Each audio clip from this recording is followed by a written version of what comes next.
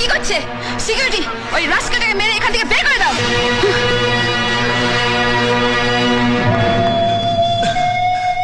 কে রে? চলুন চল। মালিক কেন বল?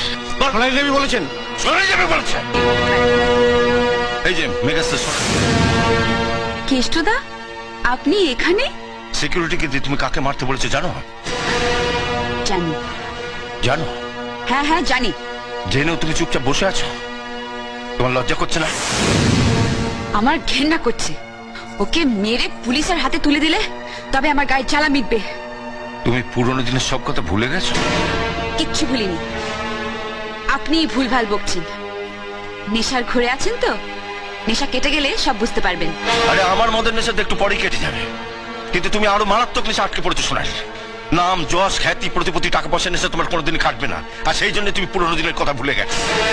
কি বলতে চান আপনি? আরে কি বলবো তোমায়?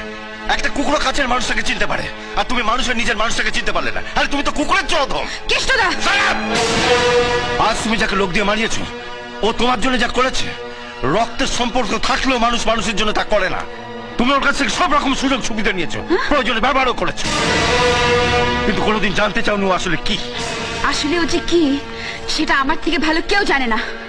আপনি যতই ওর হয়ে ওকালতি করুন, ওকে মহাপুরুষ বানান, আমি এতটা কাল ওকে যা ভেবে এসেছি আজ পর্যন্ত তাই ভাবি। ও একটা গুন্ডা, নোংরা, স্কাউন্ডাল,